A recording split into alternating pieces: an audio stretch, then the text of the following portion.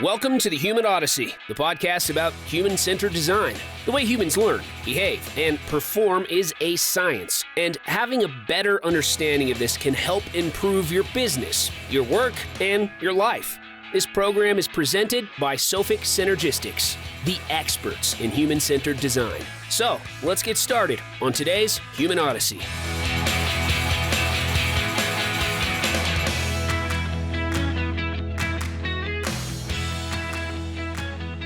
All right. Hello. Welcome to the Human Odyssey podcast. I'm Dr. Reggie O'Hara, Director of Applied Health and Performance at Sophic Synergistics, LLC, and your host for this episode of the Human Odyssey podcast. This is a human-centered applied health and performance podcast. And today we have an awesome guest, retired Navy SEAL, John Doolittle. Today, I want to kind of focus on the central thesis of this podcast: cultivating grit, sustaining well-being, and persevering even through the most difficult of times.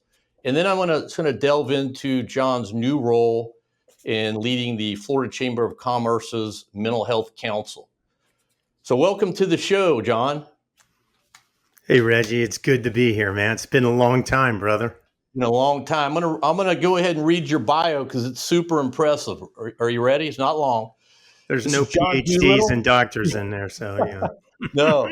Retired U.S. Navy SEAL captain turned motivational speaker. Over 25 years on the teams. He was handpicked to design and deliver leadership team effectiveness and performance optimization programs for the U.S. Special Operations Command, helping ensure mission success on the battlefield. Today, he travels nationwide sharing hard-earned lessons on resilience, trust, and faith, teaching audiences how grit and the right mindset make anything possible when you refuse to quit. Recently, the Florida Chamber of Commerce appointed him director of the Florida Chamber Health Council and charged him with launching the Mental Wellness Institute, a business-led initiative to improve behavioral health outcomes for Florida's workforce, veterans, first responders, and youth. And that I love that last part, John. Mental wellness for veterans, workforce. I'm going to dive into that a little bit because it's extremely interesting to me that the state of Florida is doing this. But before we do that, with you being on the SEAL team, let's sort of, I'm going to pretend I'm writing a paper, a little background. So during your senior year of high school, we'll start there, not your freshman year, senior year, what experience would you say influenced, kind of first sparked you to become interested in military service? And can you remember, was there one defining moment during that senior year of high school that, a mentor that you had? What was it that where you just said one day, I'm going to go to the academy and I'm going to serve my country? Well, Reggie, thanks for the intro. Thanks for having me on your show. Honor, pleasure to be here. I'm talking to you in St. Pete, Florida. But to answer your question, my dad was in the reserves in the Air Force, but he never really pushed for military service. One of my mentors growing up behind my dad was a guy named Mike Troy.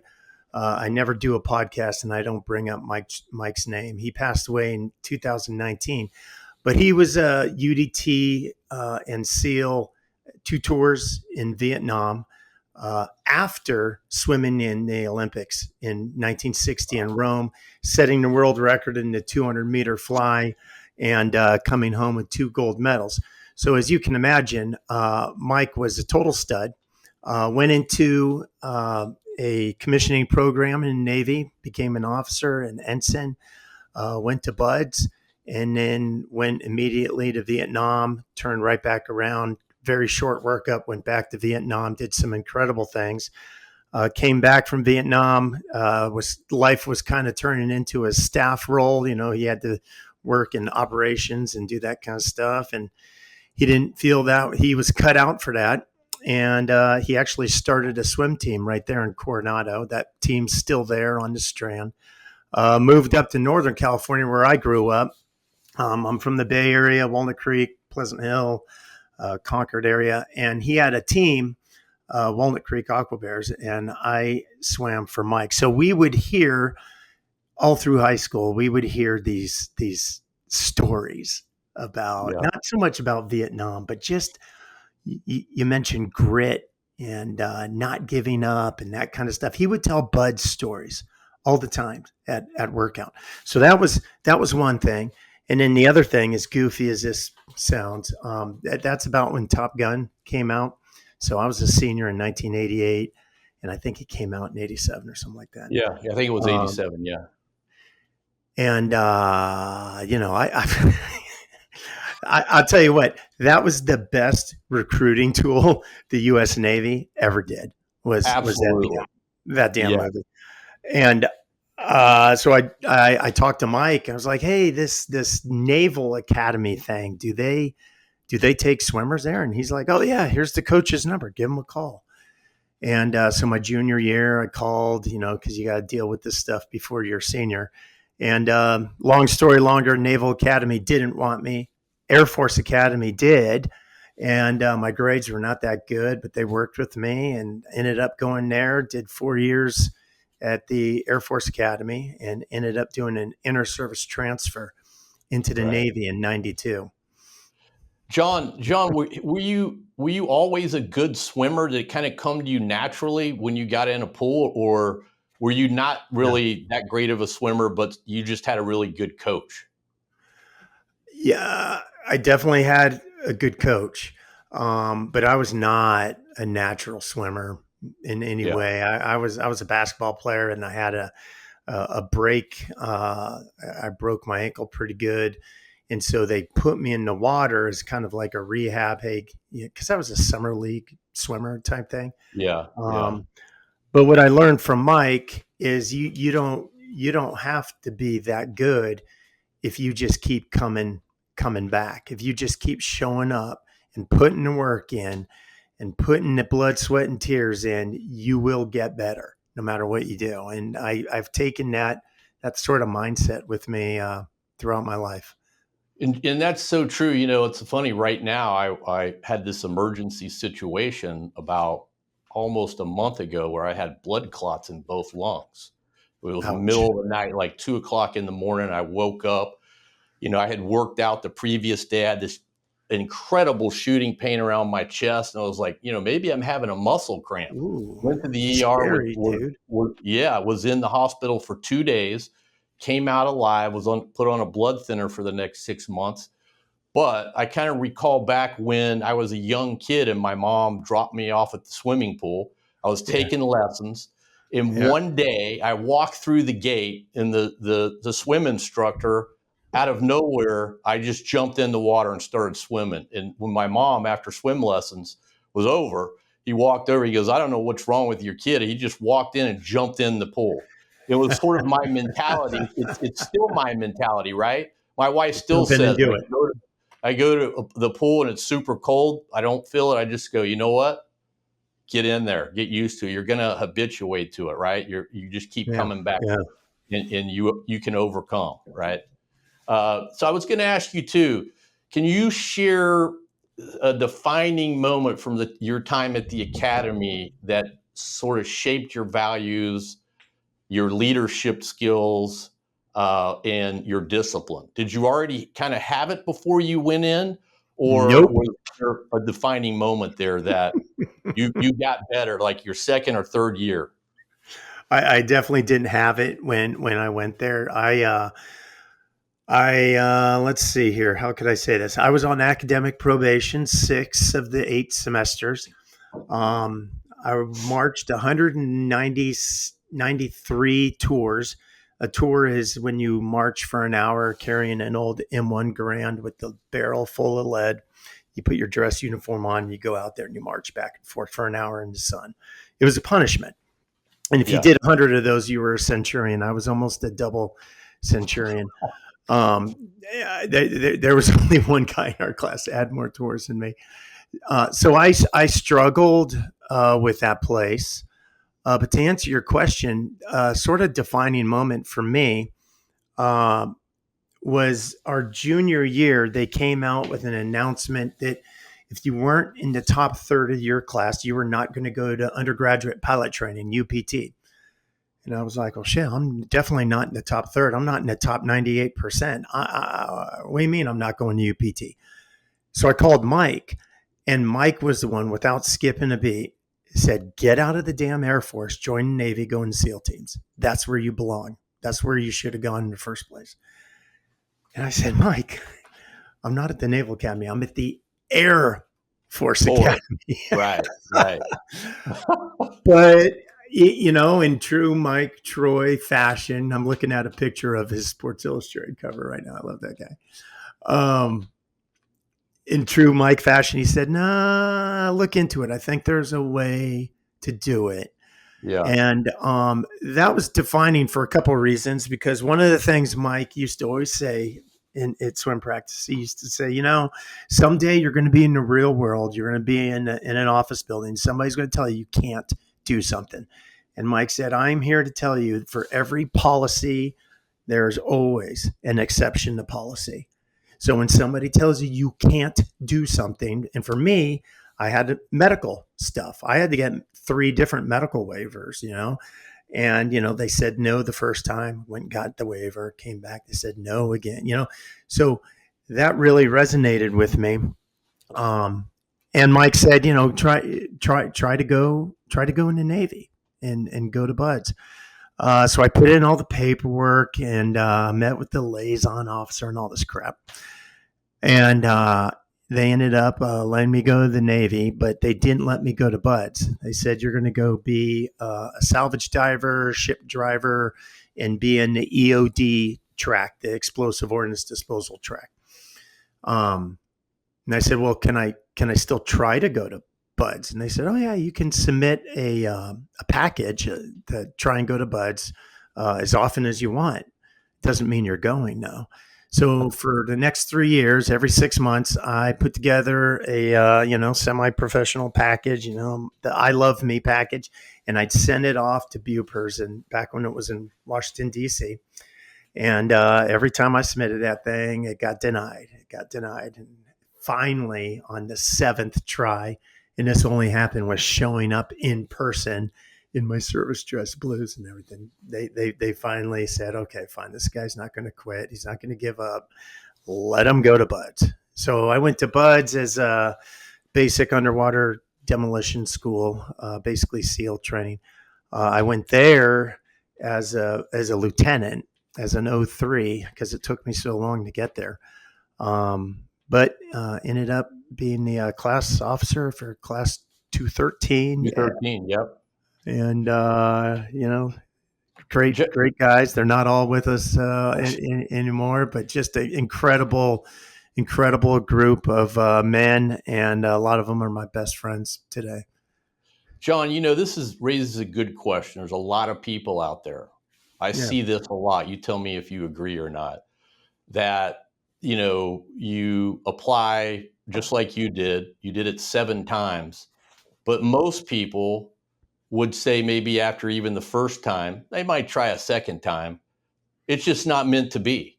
What is it that moment? What advice can you give to people that are in that circumstance? They're like, I really want to do this. I want to persevere, but you know how it is, right? You apply somewhere, you get rejected. So getting rejected kind of bruises your ego. You start losing some confidence, right? So what did you do in that circumstance to overcome that? What made you, not quit after the second time or the third time? Was there something internally that was driving you to do it? I mean, I'm sure there's an internal drive that I got from my parents and my grandparents, and learning from Mike, being coached by him and other coaches later on. Casey Converse, he's another coach of mine that died. Jesus. But I almost would come at that question from a little bit different angle to answer it. And I would say, when, from a leadership perspective, when I would see people, and this is, later on in my time in the Navy, when I was like a commander or a captain, and I would see somebody trying to do something, and I maybe had the approvals or the authorities to help him or her do whatever it was they were trying to do. When I saw somebody trying over and over, especially after failing and coming back again with renewed drive and vigor, I don't know what it is, but man, I love that stuff. I love it. And so when I see somebody doing that, I want to step in and help. And I think that's what ultimately happened with me. Okay, so funny story. So there was a lady, she's retired now, lives in the Tampa region, and her name was Margaret. I haven't talked to her in a long time, so I'm not going to use her last name. But Margaret, if there's any NSW officers or warrant officers watching this show or listening, they'll know exactly who I'm talking about. She detailed every officer from Vietnam until when she retired, like, gosh, 40 odd years later. She knew all the officers, but she was like the lifeblood of the detailing process. Yeah. So when I was in San Diego going through the ship driving school, and I had some friends that were in buds in a class, I would get calls from them. They'd say, hey, that we had another officer quit today, and we haven't even classed up yet. Call the lady in DC and tell her you're here. You're already, you don't need order. You just walk across the street, just call her and tell her you're ready to go. And so I did that. I'd call Margaret, and I'd get up. I'd call early before we started school, before we started classes in Coronado, across the street from where Bud's is. And I'd call Margaret, and I'd say, hey, it's Ensign Doolittle, and another guy quit, and I'm ready to go. And she'd say, Ensign, that's not how it works. Blah, blah, blah, blah. She'd give me all this stuff. And so every time, that's what I did. And then on the sixth time, she said, John, let me make this really clear for you. If you ever call my office again without your warfare designator, I'll explain that. If you ever call my office again, I will make sure you never get into NSW. And she hung up on me. And what she meant was, until I was fully qualified in the world I was working in the Navy, she had no time for me, because that's not how the system worked. So that was a little frustrating, but I didn't call her back. And I finally got my warfare designator, my little ship driving pin and the dive bubbles and all this stuff. And then I was out at a wedding in Annapolis, and I had my dress blues with me anyway. And I marched into her office and reported in. And she saw me. She saw the warfare designator, and she just rolled her eyes. She's like, all right, Doolittle.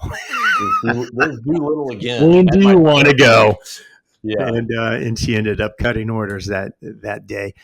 But I just think that when you want something bad enough, if you can't get it done yourself, lean on people that may want to help. I think usually when you go and you ask somebody for their help, they'll go out of their way to help you. It's hard to ask for help sometimes.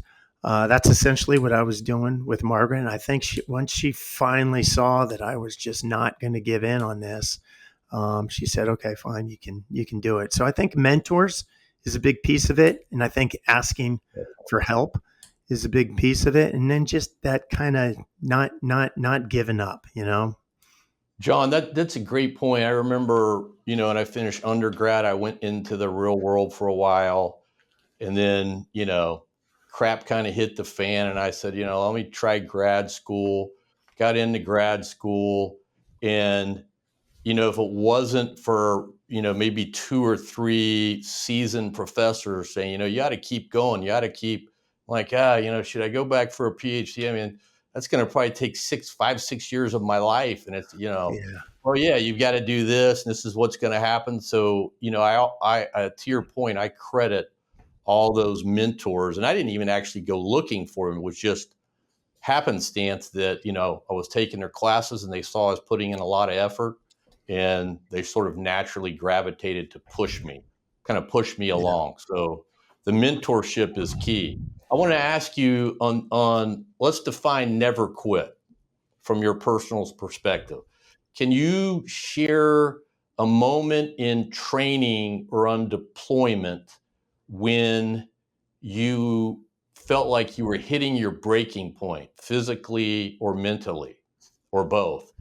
And at that point, can you recall what you would say, what inner resource you used to kind of pull you back from the edge and get you back in the fight again? Was one defining moment you can remember? Well, I think it first of all with buds. I mean, yeah, of course it's physically hard, but something you learn really quickly in that environment is your body can always do a little more physically than you think it can.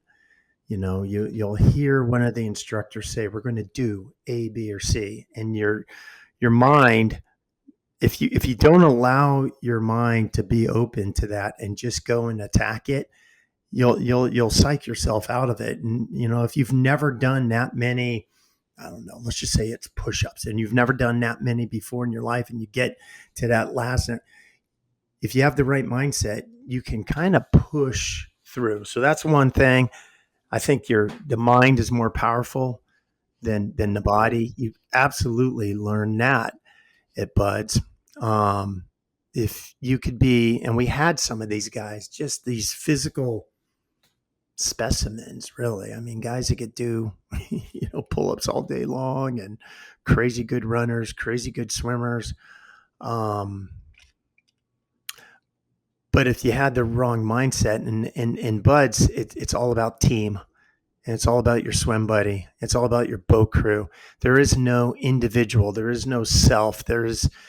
It's all about working together as a team. And if your mindset is kind of an individual mindset, and the instructors pick up on that, it doesn't matter how good you are physically, but they will break you. They will find a way to emotionally, psychologically break you, even if you can't be broken physically.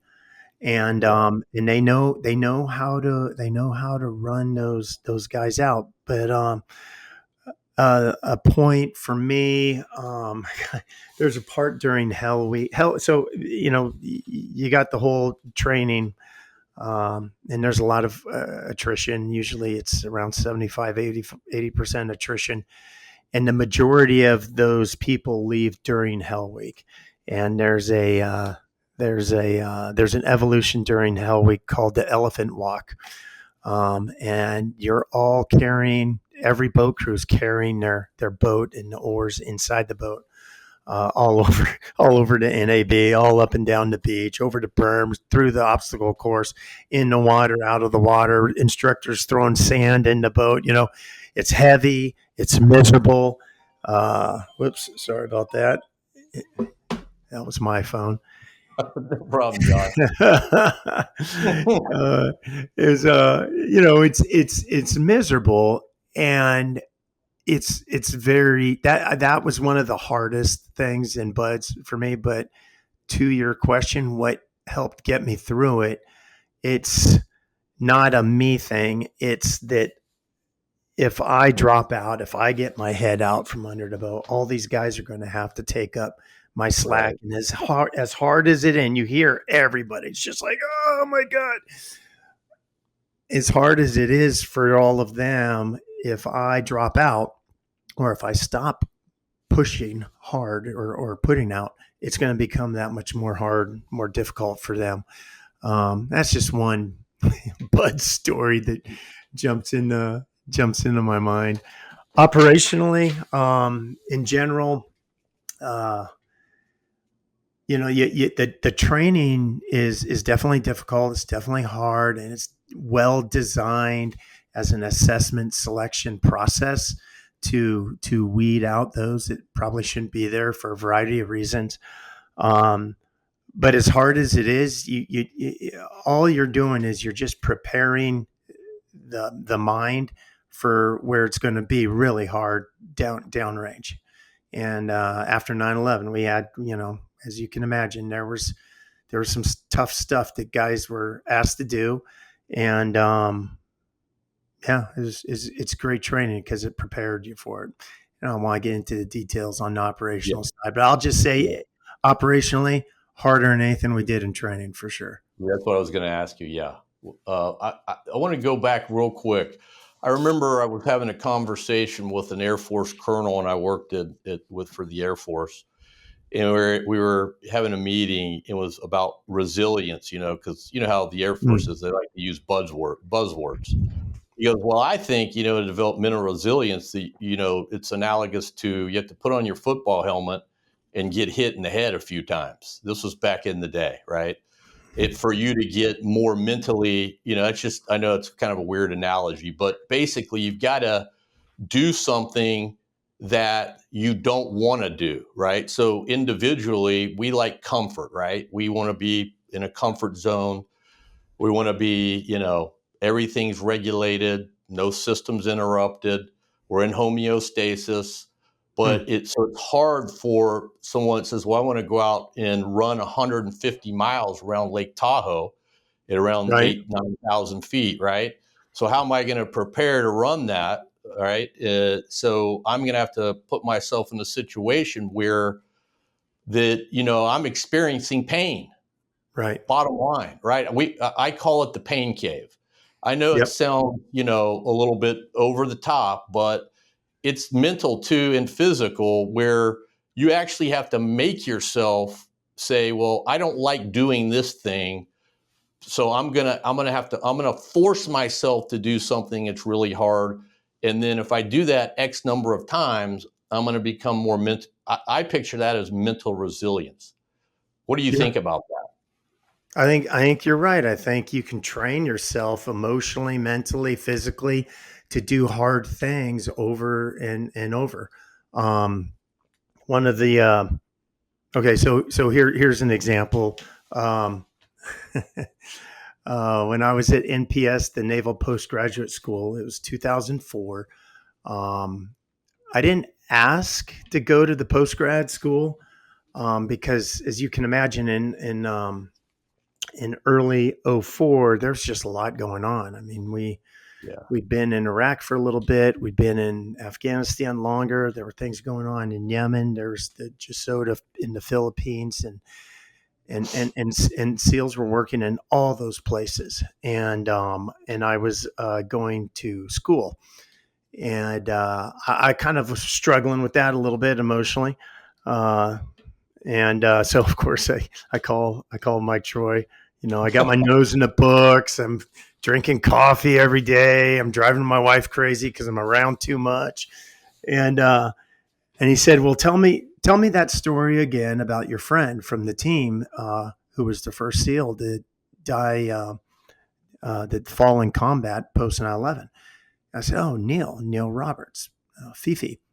He goes, "Yeah, you know his wife?" I said, "Yeah, of course I know Patty." And he said, "Well, why don't you do something really hard in memory of him, and maybe raise some money for one of your foundations that could help, because there's going to be a lot more of those scenarios coming." And I said, "Okay, that sounds good. What do you have in mind?" He goes, "I think you should swim the English Channel." and, and I'm like, Good, John. I want to develop some mental resilience. and I'm like, "Well, Mike, okay, that's cool, I guess, but the furthest I'd ever swam in my life up to that point was in Buds, back in Buds. There's a 5 mile ocean swim, but you're wearing fins and you're wearing a shorty wetsuit. In the channel, there's no fins, there's no rubber, it's a marathon swim in cold water, and you got to acclimate and all this stuff." And Mike said, "No, you've been through Buds. I'm sure you can make it." And I think if you're training for something meaningful, for something that's bigger than yourself, I think you'll be in a much better place, especially if you're raising money, resources, awareness for our fallen teammates. And I said, "I don't know, man. I'll call Patty. I'll get back to you." So I call Patty, and Neil's son's in the background. I can hear Nathan, and I said, "Hey, Patty, I'm thinking I'm struggling with this. I'm not sure what, but I think I want to do something in memory of Neil. And she's like, oh, John, that sounds great. What do you got in mind? And I said, well, I don't know if I can do this. So I'm thinking of doing something else. But one of the things I was thinking of was swimming across the English. And I didn't even get it all the way out of my mouth. And she's like, oh my God, you got to do it. You got to do it. Neil, or Nathan, guess what Daddy's going to do? Guess what Mr. Doolittle's going to do for Daddy? He's going to swim the English Channel, blah, blah, blah, blah. And I was like, oh shit. This is not how I expected that to go. And so then I was committed. I was like, oh, yep, that's what I'm going to do. But coming full circle to your question, I had not, prepared at all for this. And I started looking into what was involved with training. And it just happened that the water temperature in Monterey is usually around 58, 59 Fahrenheit. And that is usually about the temperature of the channel in August, which is when most of the swims happen. So it was the perfect place to train. 58, 59. I was like, all right, cool. I'm gonna start training. So I go down to the beach. First day after talking with Patty, I called Mike back. I was like, you bastard. You knew that's how it was gonna go. He's like, yep. Yeah.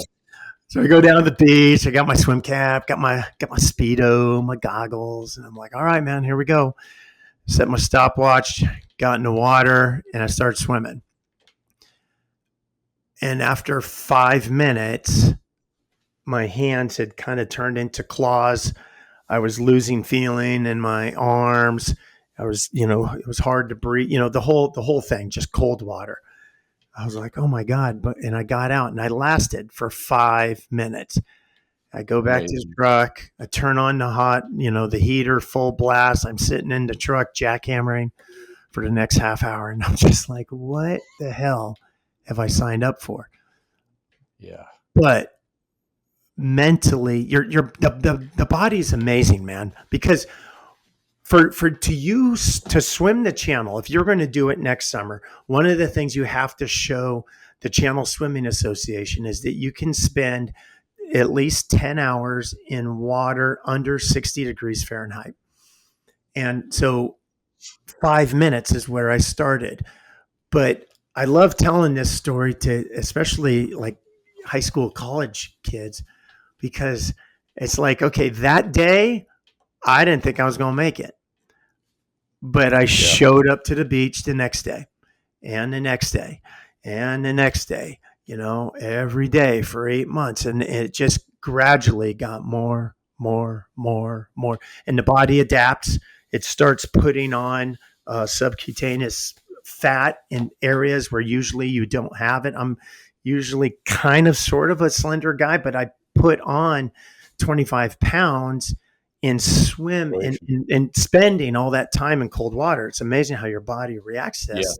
Yeah. And ended up making the 10-hour immersion swim, went out to Dover, halfway across, and it's kind of is still getting after your question, halfway across. Well, when you're swimming the channel, you go through a couple tidal shifts. So it's not a straight line. The goal is to go from Dover, England to Cape Grenade, France, which is a little piece of land that sticks out like half a mile. If you hit it just right, that's the shortest point across. And as the crow flies, that's 21 miles. But you're swimming through a current. So your track looks like a big, almost a full S. And so when the wind and the current are going the same direction, it's fine because those are just swells, and that's easy day. But then when the current shifts and the current and the wind are going against each other, you get this chop. And that's what happened in the middle of the swim. About 6 or 7 hours into the swim, we got that chop out in the middle. And so it's like kind of like 3-foot washing machine waves, and my stroke count started going down. I was second guessing everything. I was all stuck in my head. My shoulder was hurting. We would do these feedings every 20 minutes. They'd throw this polypro line out in front of me. I'd swim to it, down a water bottle. but they could tell my stroke count was falling, and you don't want that to happen because as your stroke count falls, that means you're slowing down. That means you're getting colder. It means a Yeah. lot of things. So, and they watch your stroke count like a hawk. And I didn't realize it, but on the support boat, my dad and this guy, Joe Walsh, they had snuck on board this 3x5 American flag. So it's like 15, 20 knots of wind, and they're holding this flag up in the wind. And I remember breathing over, looking to my right, and I saw that thing. And it was like, oh It my did God, something to you, John. right, John? Did you feel something at that time when you saw the flag and turned to it? Absolutely. Yeah. Absolutely. It was like a warm wave flushed over me. I was like, oh my God, get out of your own damn head, John. This isn't about you. This is in memory of a fallen teammate. It's about raising resources for all the families in our community that are going to be dealing with the same type of stuff that Nathan and Patty are dealing with. This is way bigger than you. Suck it up, get the stroke count back, and just go. And that was huge for me. And what I took away from that, I mean, I've always considered myself, patriotic American or whatever, but something about when you're deep, deep, deep in the hole, and then you see the flag of our nation flying up there, and you realize what it is you're doing and why. Man, that stuff's powerful. So I always tell people when you decide to do something hard, if it's going to be really hard if you try to do it all by yourself, but if you can do it for a reason that's way bigger than you, then yeah, you can do some amazing stuff. John, And that story is awesome. I didn't mean to interrupt you, but I don't yeah, want to go. lose my train of thought because I had the same experience. So I met these Marines, became friends with them. They were all now out of the Marines. They were at Camp Pendleton during the Clinton era. They were assigned there. And they had an organization, nonprofit called Always Brothers. And I got to know them on a 100-mile run that I did. And, Okay. I won that 100-mile run. They were like, who the hell is this guy? All right. Like Woo, I just went damn. out to try to run it for fun. But then I became such good friends with them that they had a friend, Tyler Swisher, who was killed in action. And I got to know his family. In fact, I actually became friends with his cousin.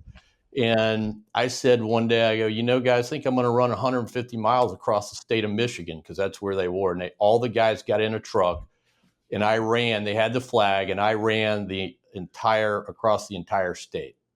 Oh And those my guys would get God. out of the truck and run with me like 8 miles, get back in through the night. But I had a similar experience, but I was on land. You were in water.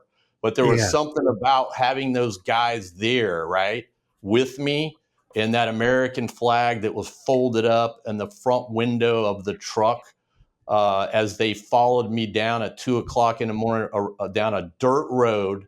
Yep. And I had been running all day, all night, finished it. I could barely walk. They carried me into a hotel, put me in a bed. One of the guys slept in the other bed next to me. He goes, I think that he may die. We got to make sure he stays alive.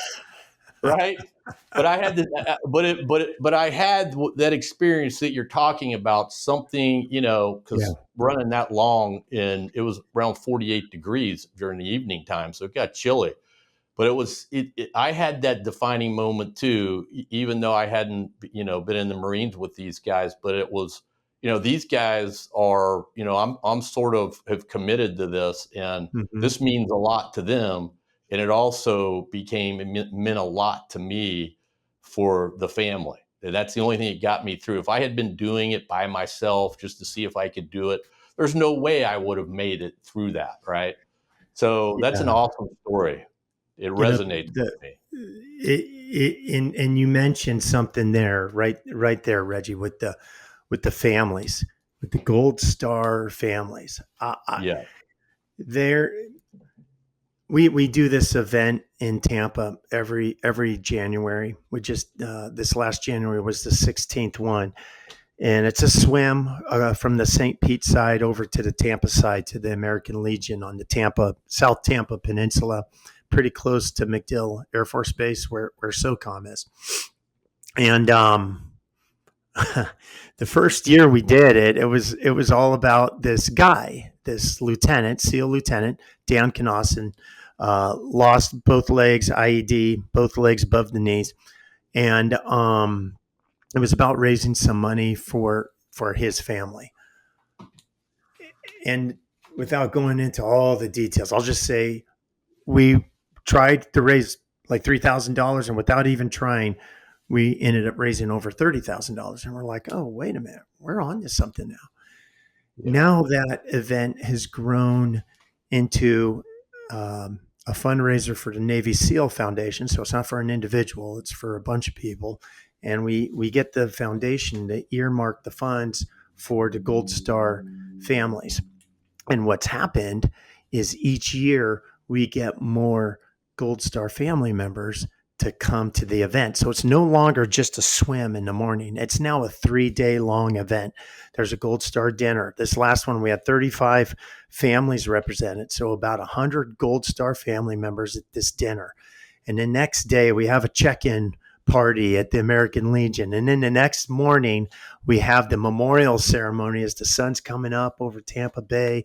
SOCOM jump team jumps in. The reading of the names of all of our fallen since 9/11. All these Gold Star families there, kids, spouses, parents. And and every swimmer swims in memory of one of our fallen.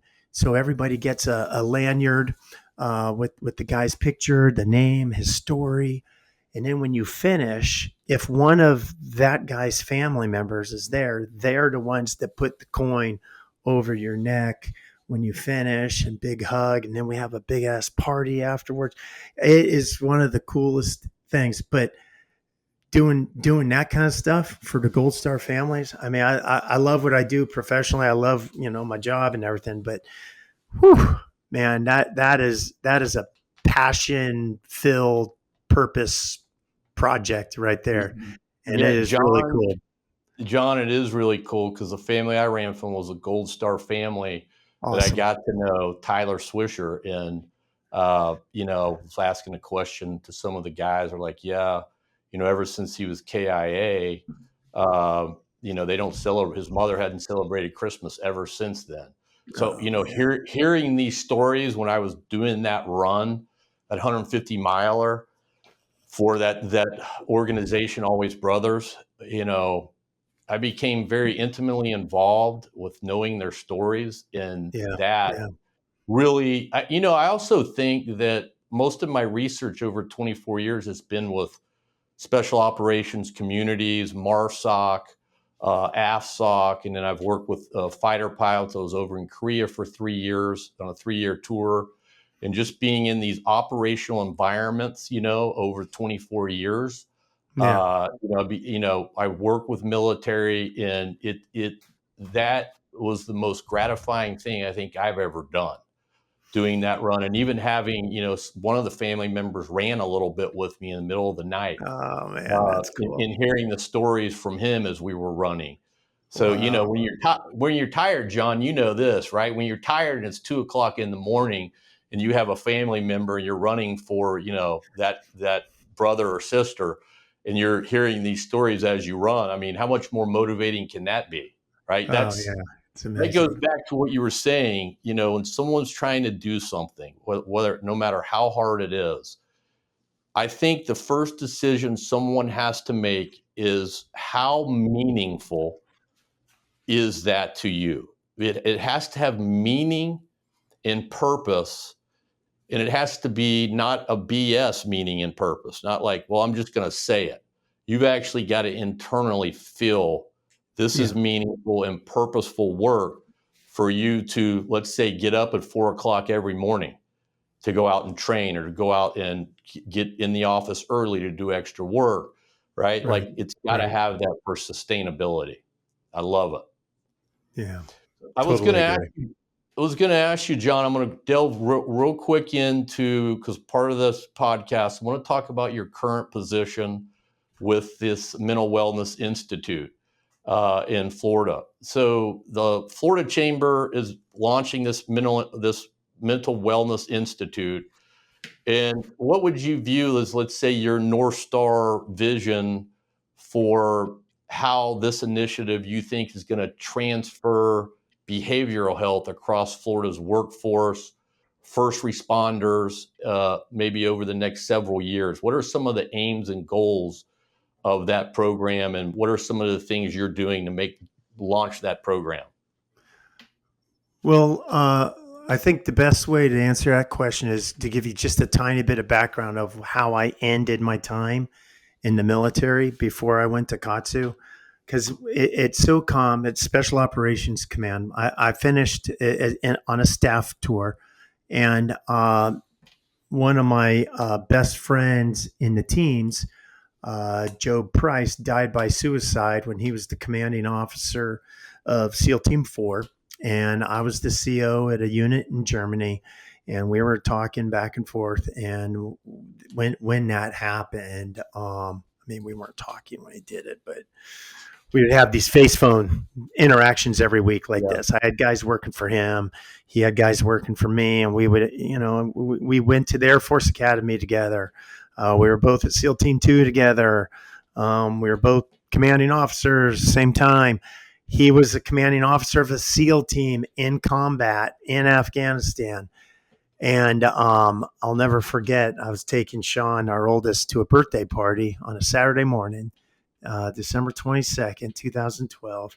And my BlackBerry rings, and it's a 757 number, which means it's back at our group headquarters in Virginia. And it's early Saturday morning in Germany. So I knew it wasn't good, and it wasn't. And it was about Joe. But it's what my buddy told me that took the wind out of my sails was when he said, hey, John, what you need to know is it appears he died by a self-inflicted gunshot wound to the head. And I said, what? How can that be, man? 14th deployment, one of the toughest, most resilient guys I knew. Funny as hell, this really, really dry sense of humor. Most all the guys that worked with him loved him. I know it wasn't perfect or whatever, but it hit me like a ton of bricks when I found out how he had died. That, like, everybody's got a breaking point. I don't care how resilient and tough you think you are. Everybody's got a breaking point. And what had happened is they had lost some guys on deployment, unfortunately. And he was blaming himself, and he was on some meds. He was on some sleep meds, and the type of meds that would not allow his body to get into stage 3, stage 4 sleep, into recovery sleep. So he was never getting that. And I've heard you guys talk about this. I heard Dr. Freud, Chris was on with you. Operator syndrome. Yep. Absolutely. And, he was not getting that lymphatic flush anymore. All that stuff that comes with recovery sleep. He stopped working out. He wasn't eating healthy. So all these things, and he just looked like over the phone, like he was spiraling. And of course he was. And that was in 2012. In 2012, SOCOM, as an active duty component, had the highest suicide rate, not including veterans, not including dependents, kids, just active duty suicide, active duty service members. They had the highest suicide rate of any federal entity in the U.S. government. And Admiral McCraven was the boss then. I was coming up for orders from Germany. He knew that Job and I were close friends, and he asked me, "Would you be willing to be the director of the POTF program, Preservation of the Force and Family?" Right. And I said, "I don't know, boss." But you are a 4-star, and I don't think they're asking. So, let's do it. And back then, it's a little bit different now. But back then, think of it as interlocking Venn diagram. You had your behavioral health component. You had your family social component. You had your spiritual, not religious, but your spiritual component. Yeah. You had your human performance component, and all of those circles, kind of like a Venn diagram, intersecting in the middle was kind of what we were after for the force and the family. And I went into that job, and I just was drinking from the fire hose. On the human performance side, that's how I got introduced to Katsu. That's a side story. Yeah. But the behavioral health component and how SOCOM decided to go forward with it was, I think, genius. What we did is we got congressional staffers and congressmen, congresswomen to support and using the suicide ideation, using the completed suicide, using all that data just to show, hey, this unique, different type of military force is imploding. We are having major drama, and we need help. And the way we think that would make a big difference is if we could hire through a big personal services contract, if we could hire behavioral health professionals and embed them in all of the operational units. And we got a lot of pushback on that. But grateful for the guys before me in that job and the guys after me, because it has survived. It's still in place. Oh. And those, the best way to explain it, and I am actually answering your question. It's just my long way of getting to John, it. we got to have the background.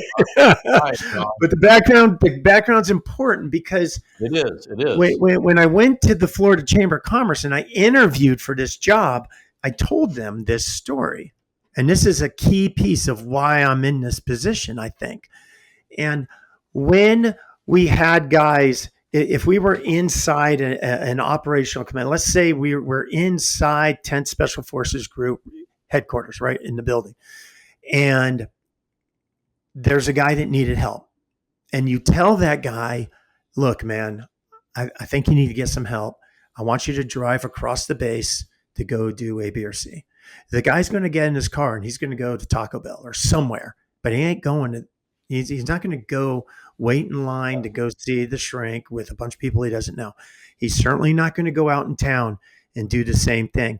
And so we saw over and over this hesitancy throughout the force to not wanting to be marked, not wanting to be removed from the team, not wanting to be seen as substandard or whatever. What happened when we embedded these counselors, these operational psychs, these clinical psychs, even the MIFLC program, the Military Family Life Counseling Program, where there's no paper trail. When we started embedding these resources in the operational commands, what started happening is you have influential people at the commands, like a well-respected senior enlisted leader, or an executive officer, or even the commanding officer, or maybe a more junior guy that guys really look up to. And people see him or her go into this office and close the door and come out 45 minutes later different.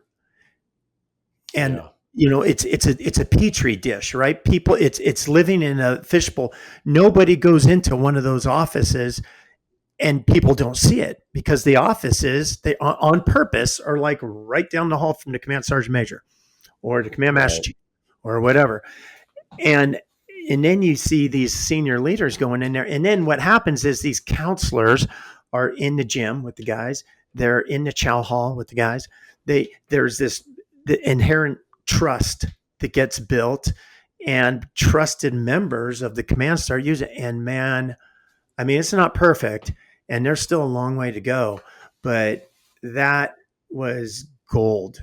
And I'm not saying you can do that necessarily in the private sector because there's a lot of rules and regulations, HR stuff. Yeah. But that's the story I told at Florida Chamber of Commerce. And they said, well, There might be some of that that can be done in the private sector. And there are some really good things taking place in the private sector that are like proofs of concept that have been done, and pilot programs, and best practices, and that kind of stuff. So what this job is all about is finding the things that are working and sharing them across the state of Florida. So we have, as an example, we have 67 counties, and there's a very integrative healthcare model going on in Palm Beach County. There's another one going on here in Pinellas County. We want to take the best of all that and share it with all the counties and get some of the private sector to help pay for it. Because what you find in the business world is, if you have a large organization, let's just use Disney as an example. So you have Disney World. You have a lot of mid-sized companies that are connected to Disney. You have a lot of small companies that are connected to the mid-sized companies that are connected to Disney. If you can improve behavioral health for a workforce at Disney, you're going to improve it in a lot of communities. It's kind of like the rising tide floats all boats. So if you can make some incremental positive changes with very influential private sector folks, and the thing is, people want to do it. They just don't know. They're just like, well, what best practices are out there? What's being done that's working? And that's what we're trying to do through 67 counties, 415 cities and districts. It's a big undertaking, but it's fun, because at the end of the day, it's all about helping really three groups of people. We have the veterans, first responders, we have the actual workforce, and then the one I'm really excited about is the youth of the state. 40% of 18 and under kids in the state have mental health issues, and the majority of those issues are their unmet needs. So there's this group called NAMI Florida. NAMI's National Alliance for Mental Illness, and they told me something the other day that really stuck with me. They said there's enough behavioral health need. You could take every behavioral health provider throughout the country and drop them in Florida, and you still would not be able to hit all the need in the state with 18 and under. So we're just talking about kids. So just you. Yeah. So there's a big change that needs to take place. I think it starts in the public school system, and I think there's really, really cool ways to do it. And there's some examples out there. I can't really talk about them yet. We're in the development stage, but I think we are going to make a real impact, and I'm super excited about it. John, sounds awesome. I was going to ask you with that, or you may not have come up with a plan yet. Is there any metrics or data that you're going to use to track or show that this mental institute is making a measurable difference in mental wellness outcomes? Has that been talked about? Well, there's only one answer to that, and all things data, yes. Yeah. But yeah, we'll collect baselines on everything and track anything that we do, because if we do have a pilot or a proof of concept program or project and it's off the charts positive, we want the ability to present it to the state legislature and get them the help. We want to be able to present it to the large private sector companies in the state and get them the help. But being the Chamber of Commerce, we really would like to see the private sector step forward to make this better. Nothing against government, but government's already spending a lot of money. So maybe the answer isn't necessarily the legislative side, but there's multiple angles you can go with this. And there's large donors in the state. There's people who have a lot of money, think like Palm Beach County, who have lost a spouse or a son or a daughter to suicide and wish that there was something in place back when that happened, and are more than willing to step forward and help. There's definitely money like that available as well. But yeah, on data, we have to be very methodical in collecting all the baseline and tracking data that's out there. Absolutely. And tracking database, whichever system that we use. I know one that's out there is called Spear. That collects all that human performance data and that kind of stuff. But there's others. It's we got to navigate through all of that. But yeah. John, I was gonna ask you too with the veterans, or I was reading a story about some of the veterans that are using PEMF, pulsatile electromagnetic field therapy, for improvement. They might have traumatic brain injury. Are you involved with that at all? Is that part of this institute, using like non-invasive medical technologies that show promise? Are you guys doing any of that? Well, veterans and first responders is one of the buckets, right? So what we want to do is make that entire demographic fully aware of things that are available, especially if they are not going to cost them anything. So there is something that we worked on a lot at SOCOM. It was MERT, magnetic EEG guided resonance therapy, which is a form of transcranial magnetic stimulation. But traditional TMS is 10 hertz, and that's FDA approved for treatment resistant depression. That's not what these guys are doing. They are doing, and they measure whatever your intrinsic alpha waves should be. And then they map your brain. They find the areas that are out of sync, and using very, very subtle, whatever I'm a 9.5. I've been through the treatment, and actually let's talk about this a little bit. So when I was about 11, 12 years ago, I was at SOCOM. I was in the SOFIC. It was a Special Operations Industry Conference. It's now called SOF Week. And there was a guy running around with a laptop showing people veterans, SOF veterans, Special Operations Force veterans, before and after, like this little video interview. And I saw the guy, and it felt sketchy, like guy running around selling snake oil or something. But I watched it. I watched some of it, and I saw a guy that I knew from the teams. And I said, whoa. Don't go anywhere. I'll be right back. So I called my buddy. And I'm like, hey, man, you're on a video that this guy's got on his laptop, and he's running around showing it to everybody. And he's like, hey, Do. That's my nickname, Do. He goes, hey, Do, It's legit. You got to go talk to that guy. And I'm like, what? He's like, yes, I'm in a totally different place. And I said, what do you mean you're in a totally different place? And he said, I was only sleeping 4 or 5 hours, and I'm sleeping 8 consistently after that treatment. And I'm like, you're kidding. And so that started a long journey. General Votel, to his credit, when we went out to this place in Newport, it used to be called the Brain Treatment Center. Now it's called Wave Neuroscience. They're the ones that have developed this eTMS that's being funded through legislative grants in 5 states right now.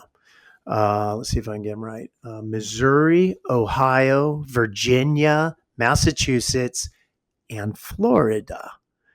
And they're large legislative grants, like in the range of $9-10 million. And they're grants designed to treat current first responders, former first responders, and when I say first responder, that's law enforcement as well, and military veterans. And so what's happening? So back at SOCOM, General Votel allowed us to build a study. We built a PTSD and TBI study on this stuff. And it was kind of hard to fill the to get, it was a double blind placebo evidence based blah blah blah. That's your world. I don't even know how to say Yeah. it. But it was one You of got it those right, John.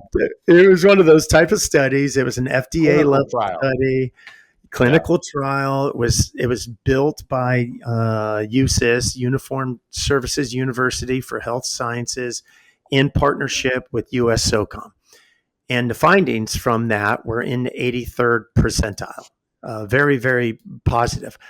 But we didn't have a large N. We didn't have like as many people in the study that we wanted. It was still, I don't know, statistically significant and all that kind of stuff. But what I learned over the years after I retired, because I talked to guys that went through the study, I talked to guys that did the placebo and went back because it was offered that they could do the real treatment if they were a placebo. And the guys I talked to were like, hey, man, if you had just said that was a trial to test improvements in sleep, just sleep, not PTSD or PTS or TBI or all these labels that none of the team guys want to be they don't want to touch that with the 10-foot pole. But what I always tell people is, and I tell this to firefighters, I tell this to law enforcement guys, I tell this to the EMT guys, you can go into any team room and you just say, hey man, who got 6 hours of sleep or less last night? It's a performance question. Dude, 3/4 of hands go up. I was like, okay, that's physical torture, number one. Number two, here's all the data on performance that we know now, just in the last 10 years, on how valuable recovery levels. And I heard you and Chris talking about this on your on that last show. And I was like, yes, the operator syndrome stuff. And you guys were talking so much about sleep, recovery, sleep, because if sleep gets better, everything gets better. Everything gets better. You're right. Yeah. So now it's really exciting, and it is aligned. I'm in no way affiliated financially or otherwise with these ETMS guys, the MERT guys, the Brain Treatment Center guys, the Wave Neuroscience guys. I have no ties to them. But what I will tell you is I have ties to hundreds of friends that have been through this stuff, and they are all sleeping better. Now, they might not all be like better symptoms with some of their unique things they're challenged with, but all of their sleep is better. And my personal experience, I was a 3 to 5 hour guy, wake up at 3:30 in the morning, didn't matter what time zone I was in, and I was up 3:30, couldn't get back down. Did all the sleep hygiene shit, did all that Kirk Parsley. And I love Doc Parsley, man. We're actually having him talk at one of our health committee meetings. But I did all the stuff that people were telling me to do. But what Dr. Juan, who runs the stuff out in California, what Dr. Eric Juan told me, he's like, John, your EEG has 2 separate alpha wave peaks, completely separate and distinct. The EEG doesn't lie. You got to bring those peaks back together, and this treatment will do it. And I finally went and did it, and holy smokes, I slept 8 hours last night, man. And yesterday was a stressful day. I had a lot of stuff going on. I slept 8 hours. So this stuff's available in the state of Florida. It's in 2 places in Tampa. It's in Orlando. It's in Jacksonville. It's in Miami, and it's the brick and mortar stuff. It's growing. They have a mobile capability. With the other states, they're doing that as well. I hope this stuff gets in all 50 states, and I hope it also becomes available to family members, because the trauma that the spouses and the kids. I mean, when I got back off my last deployment, it was 13 months in Afghanistan. I got off the plane, and Ryan comes up to me. He goes, "Hey, Dad, it's good to see you again.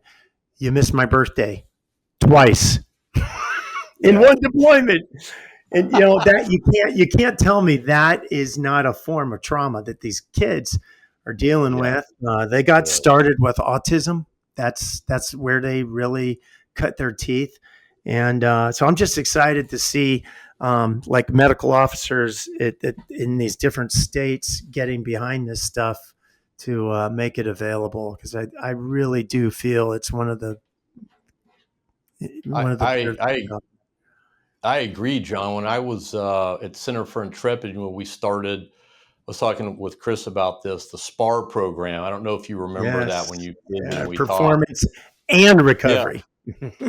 that's right. Yep. Special operations performance and And recovery. recovery. Yep. Yep. And at the end, we would say performance is recover. When you're recovering, you're training, Yes. right? You're actually Yes. training to be a better Yes. performer. So, I can't tell you how long we spent to come up with that name. It was like 6 hours. Me and two clinical psychologists at SPAR came up with that name. It's It's like, great. no, they're not. It's great. We're not here to grind them out. This is not like Exos. You've heard of Exos, right? Yep. Where Of course. Yeah. these guys go to Exos and they're like, okay, I'm going to squat 200 pounds and we're going to get you ready for deployment. Now you can squat 400 pounds. You go on deployment, you get banged up, and then it's like, then what do I do? I can't Yeah. squat 400 pounds anymore, right? I'm Right. broken. Right. But to your point with the sleep, I remember, we started out with 75th Ranger Regiment Command sponsored our program. Colonel Okay. Todd Brown, who's now Brigadier General, was all me presenting to him. He bought into Wow. it. He's a great supporter. Todd Brown, Okay. Okay. Yeah. and fantastic individual. And, wouldn't have ever worked without his support. He actually flew out to visit the SPAR every 3 to 6 months. Say, I'm checking in. What do you need from me? So he was really the impetus behind that program launching. But Nice. the guys that he'd send 4 to 6. We took a total of 8. And after about a year of seeing 64, me working, with 64 of these mid-career, the 75th Ranger Regiment guys, it was all sleep, and we would put on Alpha Stim, which was Oh similar yeah. to transcranial, Okay. clip it on your ear, sends a pulsation into your brain. Heck, I would use it at my desk. And after you use it, it sort of feels like you drank about 2 beers. That it relaxes you that much. So Yep. you I'm never want to familiar. use it while you're Yep. driving, by the way. Yeah. Yeah. But Yeah. these guys, John, they didn't know anything about it, and they would use it. They were there for 4 consecutive weeks. They'd use Yep. it, and by the second week, they'd go, "Man, Doc, I was only for the last 10 years, I've only gotten 3.5 hours average of sleep a night." I'm like, so wait, hold on, say that again. 3.5 hours, maybe 4 if I'm lucky, right? And, All of a sudden here, since I've been using this, I'm getting now 6 or 7, right? And the goal is kind of build them up to 8. And most of them, they wanted it so bad that our clinical psychologist team would work with the medical guys at the 75th to make sure that they got the device for the people that were Perfect. really sleep Perfect. deprived. So, it was amazing. You would think that they would have known about some of these technologies. I think they probably know a lot more now. But at that time, it was like, what? Why didn't I know about this? Why I was on the team or why I was, being deployed? I could use this OCONUS, right? Yep. It's Yep. easy device to use, not very expensive. It No. basically, they loved it. Yeah. So that's Yeah. awesome that How you would guys they did. when you started seeing their sleep improve like that? Were you tracking other biomarkers as well? Oh, we were doing blood work. We were doing salivary cortisol. We were looking at total testosterone. We were looking at Ooh. free testosterone, right? In every group that came through, and then we were doing performance metrics, right? The clinical psychologists were doing cognitive metrics, objective and subjective data. In fact, I still have the spreadsheet. But we would collect is de-identify all the rangers, right? All Sure. Sure. privacy information removed. And then we would look and analyze that data at the end of, one cohort. And then we plan for the next cohort. And after 2 years, we've had like 120, 130 total mid-career DoD special operators come through. So Wow. that program was cool because we started with just very small. We're just going to start with 4 Rangers mid-career, and we're Hmm. going to do that for the first 2 cohorts. Then we're going to go to 6, And then we're going to invite other DoD operators in. And by the time I left, they had some AFSOC guys. They had a few guys from MARSOC Raider team come through. Yep. I don't think they had that many Navy SEALs. I think now that they're getting a few mid-career Navy SEALs, but program's still going. We did some interesting things there. It was very rewarding. And I got to become very good friends with some of these guys. They're just fantastic to work with. Motivated me. That's when you and I met, when we were there getting the brief on it and showing them the Katsu and all that stuff. That was actually Dr. Corey Kern was with me. It was two of us. He was with Corey, you. yeah. That's right. Yeah, Corey Kern. I remember him. Great guy. But it was a fantastic experience for me. You know, when they hired me, I came from the Air Force Research Labs. And I went, well, you know, I'm going to go try the Army now and go into more of the clinical rehab setting because I don't have that background. I have more performance. So I needed some more of that experience. And when they interviewed me, one of the medical directors, Dr. Joe Alderetti, he went to West Point. We became very good friends. He also went through Ranger School. He was a complex reconstructive surgeon. And he said, Reggie, you know, when you come, if we hire you, I want you to develop a program solely dedicated to special forces operators across the Department of Defense, which has never been done at the Center for Intrepid. What year was that, Reggie? I think I was interviewed around 2018. Interesting. It was summer of 2018. And they hired me, came in, and Dr. Alderetti, Dr. Brandon Goff was the director at that time of Center for Intrepid. They both said, probably the clinicians here aren't going to like this, but we're not getting a lot of amputees anymore because we're not in Afghanistan or Iraq, and we want to open up our program to other special populations in the military. And your job, Dr. O'Hara, is to do that. And I went, oh, shit. But luckily I had while I worked at AFRL, my division tested commercial off-the-shelf products that might be used in commercial industry, but could also have applications for immediate readiness integration into a military field environment. So that's all my lab did the last 5 years that I was there. So, you know, I imagine I have all these companies. We had this sort of like, that product's not going to work after our evaluation. But we did choose one company, and we tested their product, and it did work. We did the data. We did a long-term study, published the results. And it happened to be the CEO, I think her brother-in-law was in charge of military sales, and he was a former Special Forces Ranger that ran Ranger Assessment Phase 1 and 2 while he was there, but he was retired. And he'd been a platoon sergeant with over Todd Brown when he first came in from West Point. And I called him up one day and I go, I got this idea. I'm moving on to CFI. What do you think? And he goes, that's a pretty good idea. Let me, when do you think you're going to be at CFI? I told him, he goes, let me run this by Todd. We do bike rides every morning. And so I guess he, mentioned it to me. He's like, yeah, let's go ahead and bite him out and see what he has to say. So I flew out there, did a presentation, and it all worked out. I didn't ever think it'd work, but it did, and the program's still going. So it was a pivotal point for me. I've heard nothing but good things about the program. So yeah. It was awesome. It was a lot of great learning experiences. So I'm going to wrap it up, though, John. I want to kind of end this with, if you could, just for our audience, if you could distill your lifetime of experience into 3 practical takeaways for, let's just say, someone starting their career, whatever it may be, a young kid, and maybe 3 for someone that's like old dudes like us, midlife. What are like 3 kind of practical takeaways? What would they be for those 2 groups? For the young guys, I would say attitude is incredibly powerful. It's contagious.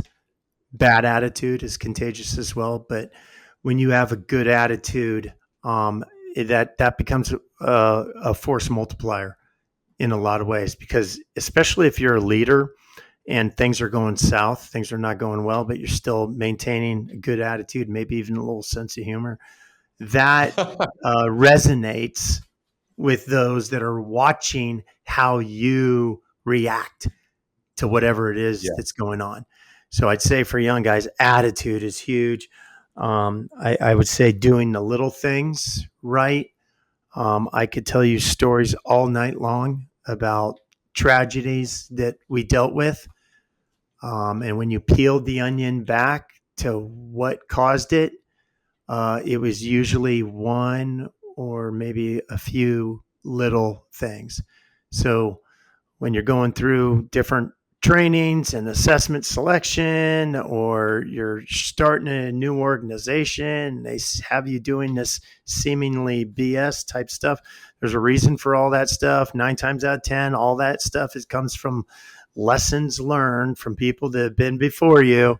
Doing the little stuff right is really, really important. And you want to hope that it doesn't take a memorial service to learn that.